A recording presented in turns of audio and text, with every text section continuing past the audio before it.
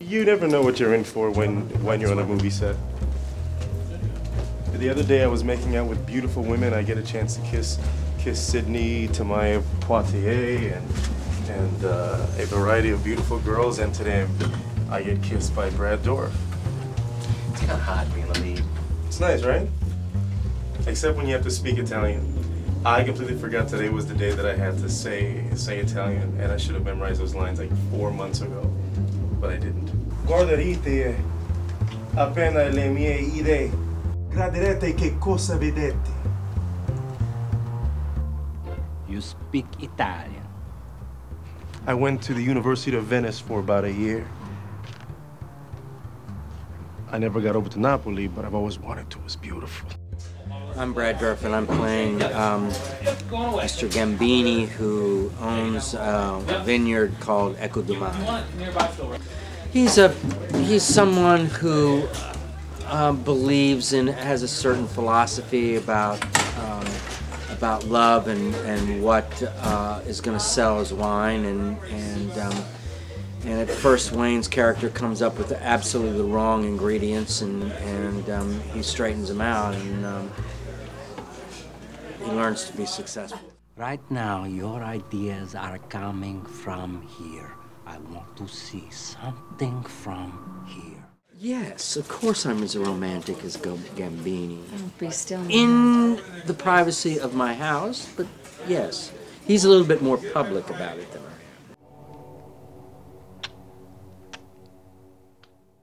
am.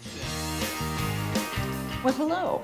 I'm Dr. Davina, and I would like to welcome you to a very special edition of No More Weeds. Hi, my name is Jane Lynch. I'm playing Dr. Davina. I'm looking at the red light flashing, and I should probably look here instead. For Dr. Davina, life is a garden. It's a great metaphor for the ups and downs and planting the seeds and nurturing and fostering growth. And of course, at the end, everything just dies. But what you gonna do? That's life in the garden. Whether or not they're like a model or like what everyone else would consider gorgeous, or what everyone would society you get past would that after you start to get to But know I think the if you immediately have some kind of like connection. Okay. All the other stuff, superficial on the outside. Superficial. Women, they look at these men, oh, I want this and that. Oh. As soon as they get and then they get it. Sometimes not your hoe, but some women. Some women do. Some women repel the exact thing that they ask for. She's amazing. She loves Marvin Gaye. She loves to sing. She loves hockey. Best thing is she's 100% real, inside and out, from head to toe. But let's not get too carried away. You may never see her again. She called me this morning. Oh yes, we're going out tonight. Really? Oh yeah. Really? Oh yes. See, tonight is going to be a night that she will never forget because I'm going to put it down Louis Bond style. My original idea for this came out of watching Waiting to Exhale, which is a fine movie, but I felt like it sort of portrayed men, and in particular black men, as being commitment phobic. And my thought in the character was that not all men are commitment phobic. I wanted to tell a story about a man who wants to commit and is now having trouble finding a woman that's going to be straight up with him. What drew me to this project is that the script was just so great. It was funny and it was sweet and it had a lot of heart. The script is very refreshing. It was very refreshing. It's great to do a project that you're not playing a pimp, hustler, someone who is doing something wrong. You know, as a fan of Wayne's, I thought it would be fun to work with him. I thought the relationship was kind of interesting. You know, the interaction between my character and the female perspective and their characters. Dude, Louis lost his goody friend, and now we're gonna quit it, I'm a grown man. I'm a grown-ass man. Boy, oh boy. You men. You fall to pieces for stuff that we women have had to learn to deal with from the time we left the cradle. So Wayne Brady, yeah, this guy is just a diva. And hey, man. Hey, Flex Alexander. Marcus Fulmar was holding an interview and he was asking me how is it working with you, and I was telling him, I said, this is great because we have this chemistry that it seemed like we hung out before. Right. Life, you know. Even though when I say I'm gonna call, I don't call. Yeah, and all that. Working with Wayne is awesome. He's so funny. He makes magic out of nothing. I mean, he pulls rabbits out of hats, and there's no hats. We get in a scene and he starts improvising, and it's like, my job's easy. When Sydney walked in the room and sat down and delivered the first line, I knew, like, it clicked. You look at her and you just want to believe, you just want to trust her. And when I saw him looking at her and her looking at him, it was sealed. And I don't know about her, but this was my first time having to kiss a woman on screen and to be intimate, and it's a great job. You don't happen to know a foreign language, do you? Voulez-vous coucher avec moi ce soir? The accent's Never say that name again. Brandon Saunier is like a 23-year-old phenom. Saunier? Saunier. See, you know, why black folks gotta get all fancy and French? You know what I'm saying? His name is Brandon Johnson. He's maintained a tremendous sort of comfort level, and man, he's just like together. I'm like, this dude is 23. If your director has a clear vision of what you want, then you can actually do your job. It gives you freedom to run and move unfettered. Number 7. She's the whole list. Oh, is that the movie's over? You know instantly in a take if it's hit by the woo! That's it! Cut that! And it starts pop locking in the corner and the head spinning, and that's when we know we've done our job. Woo!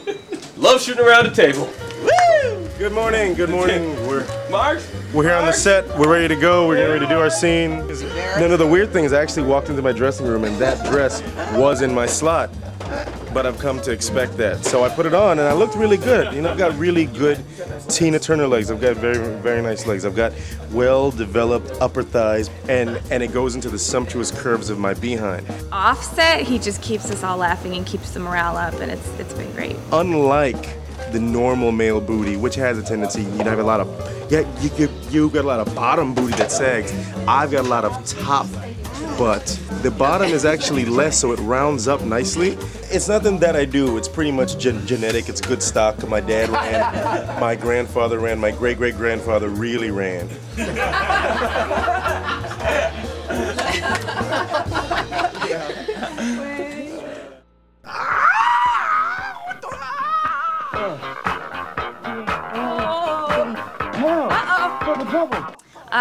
My favorite scene might be the Dance Dance Revolution scene, actually, because Wayne was doing all kinds of like improvising with me, and I got to shove him into like a thing full of video games or tapes or something, and he fell, and the clerk came over, and the clerk was making me laugh, and I literally could not stop laughing through the entire scene. And I hope it doesn't show, because in the actual scene, I think I was laughing the whole time. I just laughed a lot through this whole thing. But yeah, so that's what's going down here on the set of I'm Perfect. Come check us out at the screening in Kenya. We're gonna be it's starting in Kenya and it's gonna work its way back here. What happens, ladies, if you get all these qualities and romantically it's not working? Dump him. Only.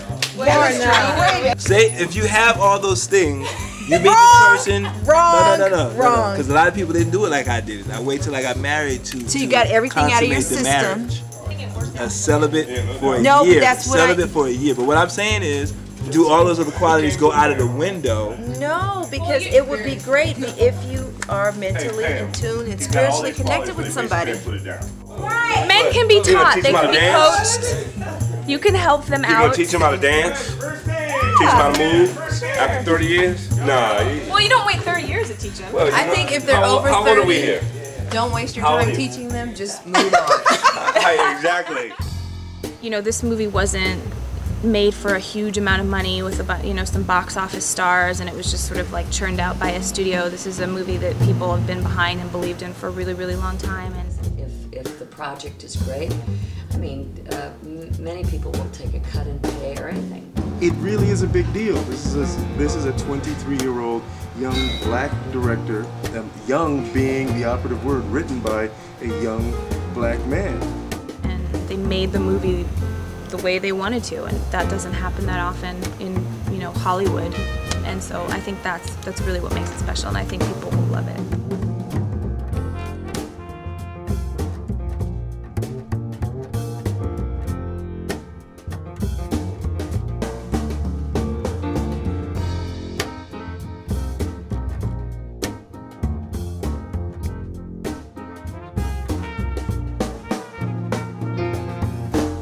Flex Alexander has the worst case of gas I've ever run into in Hollywood. And I've been around a few years.